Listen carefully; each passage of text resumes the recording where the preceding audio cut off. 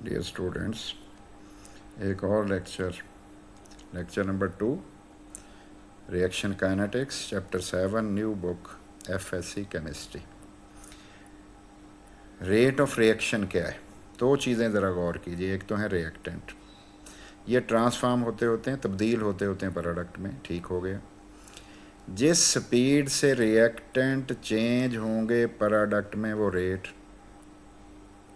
जिस स्पीड से रिएक्टेंट की मिकदार में कमी आएगी वो रेट, जिस स्पीड से प्रोडक्ट की मिकदार बनेगी वो रेट।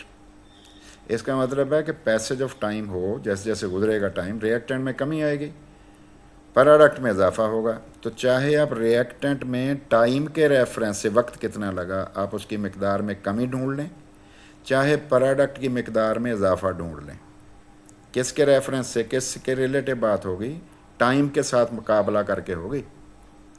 अगर थोड़े टाइम में ज़्यादा तब्दीली आ जाती है तो कहेंगे रेट ज़्यादा है, और अगर कंसंट्रेशन कम तब्दील होती है, टाइम बहुत लग जाता है, ज़्यादा लग जाता है, तो इसका मतलब रेट में कमी होगी।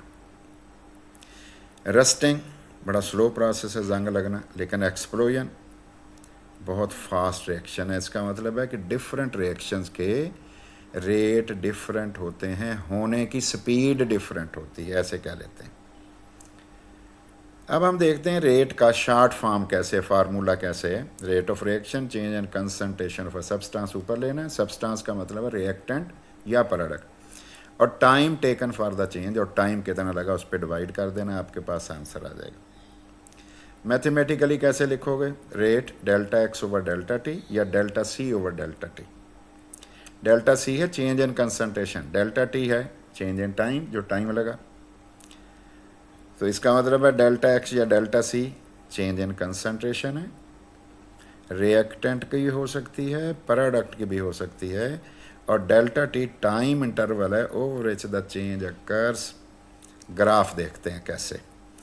ये देखिए, ये जो फॉलिंग कर्व है ये बना हुआ है, ये कौन है? ये है असल में हमारे रिएक्टेंट में कमी आ रही है, ये इजाफा हो रहा है प्रोडक्ट में ना। इसका मतलब रिएक्टेंट हमारा ए था, प्रोडक्ट हमारा बी था। तो बी बढ़ रहा है वक्त के साथ, लेकिन बढ़ने की स्पीड बराबर नहीं। अगर बराबर होती तो ग्राफ ऐसे सीधा आता है, ऐसे जैसे मैं एरो शो कर रहा हूँ, और रिएक्टेंट फिर ऐसे आता है, ऐसे।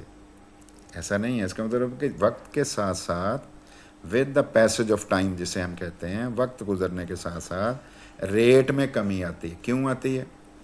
क्योंकि कुछ रिएक्टेंट प्रोडक्ट में चेंज हो चुका होता है। जब रिएक्टेंट की कंसंट्रेशन कम होती है ना, तो फिर एक लॉ ऑफ मास एक्शन है, वो बताता है कि रेट में भी कमी आएगी अगर एक्टिव मैसेज मोलर कंसंट्रेशन में कमी आ जाएगी रिएक्टेंट के। ग्राफिक रिप्रेजेंटेशन देखिए, सिंपल सा रिएक्शन है, ए से बी बन रहा है, स्लोप स्टीपेस्ट है यकदम, देखिए आई।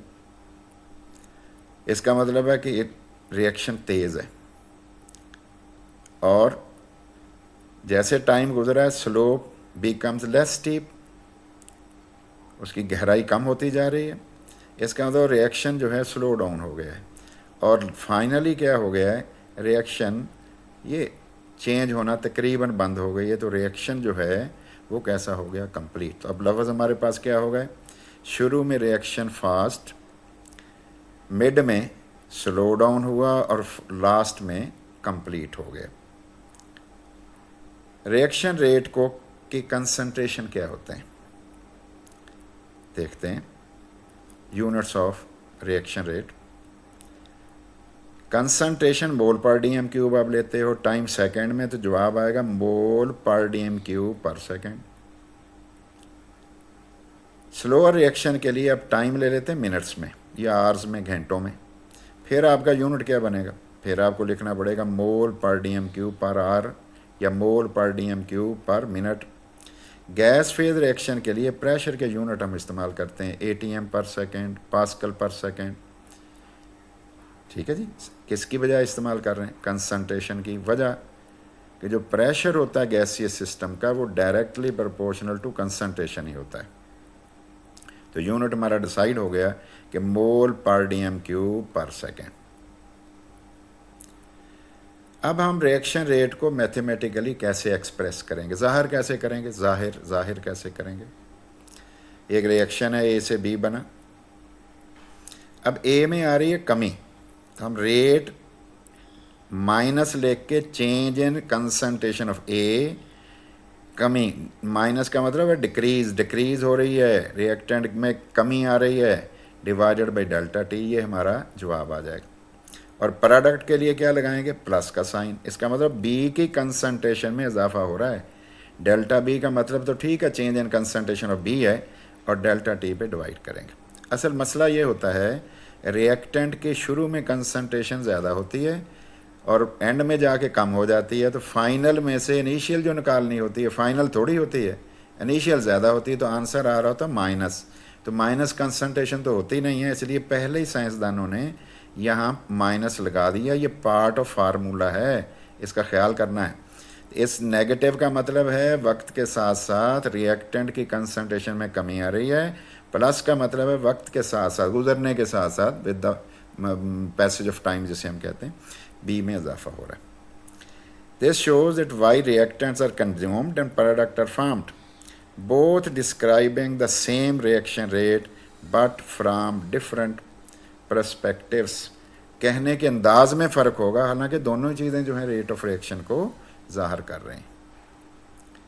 Thanks for watching, subscribing and sharing.